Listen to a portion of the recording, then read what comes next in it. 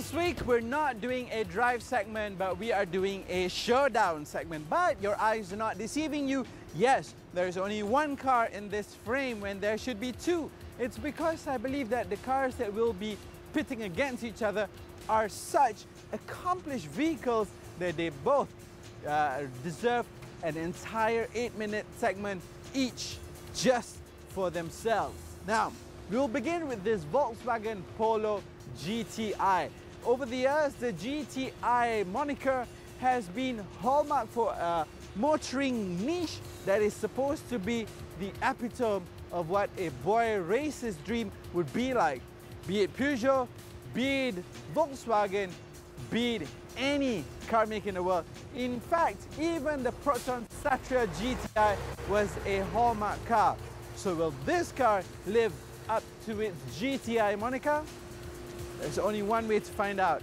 We'll take it for a spin to see if it is indeed the hot hatch that it's supposed to be. But before that, let's take a closer look at this design language that Volkswagen has chosen for this micro super hot hatch.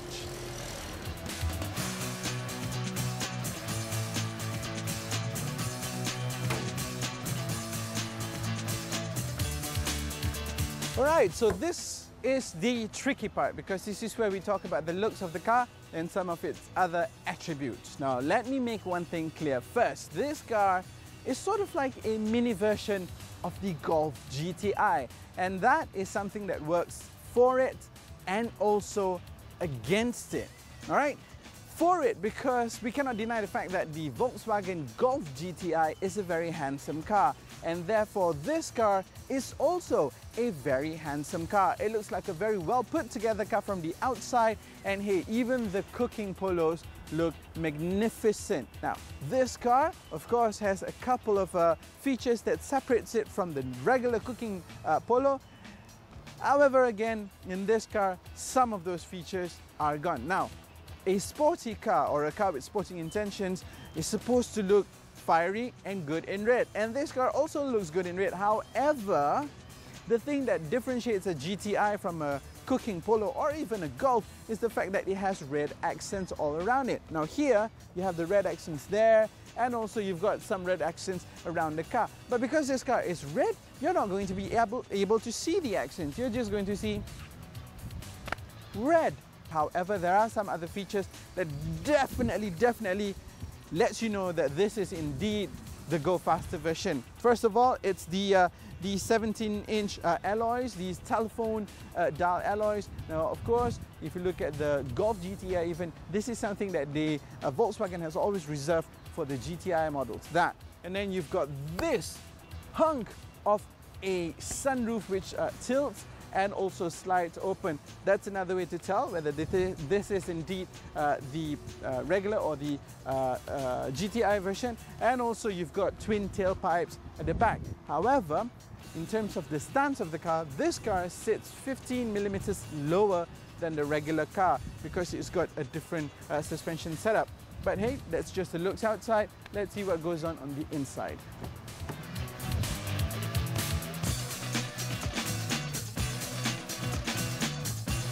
Okay, inside here is a very standard affair, and this is probably going to be one of the quickest and the shortest reviews of the inside of a car that we've ever featured in India, because this is a Volkswagen. You know that the build quality is going to be good, and you know the building materials are wonderful, and yeah, that's that. You've got the rudimentary red trim, which reminds you that you're in a GTI, and that badge over there definitely tells you you're in a GTI.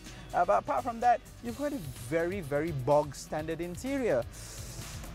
Yeah, so I just wish, you know what, I have the brochure in here with me, and it says here that one of the features that you're going to get is this RCD 510 heads-up display. No, not heads-up unit, head unit with touch screen and 6 CD changes and 6 speakers.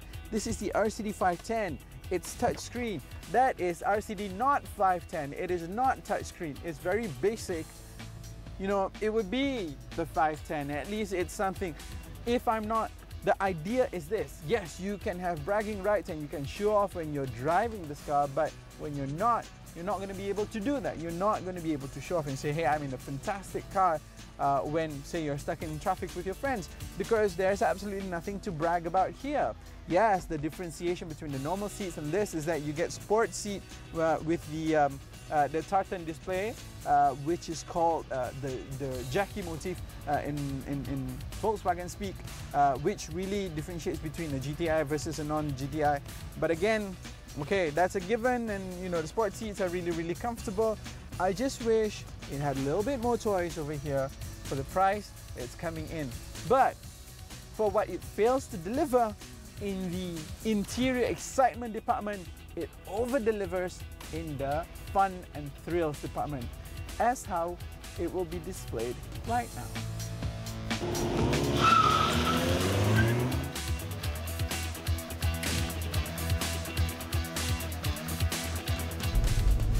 Hey, you know what? For a car with sporty intent, this car is actually perfect for those days when you don't want to drive with a sporty intent. This is a very well-rounded car, and that is a given. You have to give this car full credit for it, because despite a supposed stiffer ride, the ride is not too crashy, and it is still comfortable, and it still allows you to actually drive around town with comfort. The seating position is all good, and you know, basically, in summation, if you say a car is comfortable to drive and it drives good and all that, you know, you understand exactly what I'm talking about. But that's not what you want to hear me say. What you want to hear me talk about is whether this car is indeed, well, if it looks sort of like a Golf GTI, does it drive like a Golf GTI? I'm very, very happy to report that yes, this car does have a great driving sensation. It does make you feel like you're driving a go faster version of the regular Polo. Yes, it does differentiate itself from the regular Polo because it has oodles and oodles, spades, buckets. You know, if you want a car that is, you saw the wheel spin earlier, you're gonna get the wheel spin at every single traffic light stop that you have, when in actual fact it only has about 180 PS or 178 brake horsepower. That 180 bhp, or rather 180 PS, 178 bhp is paired with 250 Newton meters of torque. Brilliant. This is of course the 1.4 litre engine, petrol engine from Volkswagen that combines supercharging and turbocharging. So this is a twin charge engine, and boy, you definitely get the top end power of the turbo engines, and then you don't get the turbo lag normally associated with turbos, because you've got the supercharger doing the work down low. Now this drivetrain of course is the tested and proven drivetrain, because the engine is then mated to a 7-speed DSG.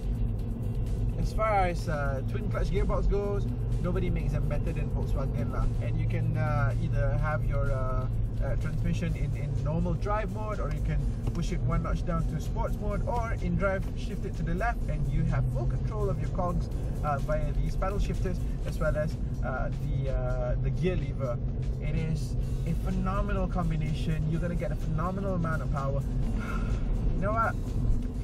When this car was first introduced in Malaysia, it was selling at about 130 plus grand. Right now, it is selling at about 150 plus grand after a price revision. A lot of people out there who did not want to wait for this car when it had a long waiting list is probably giving themselves a right kicking to their derriere, and I'm one of them.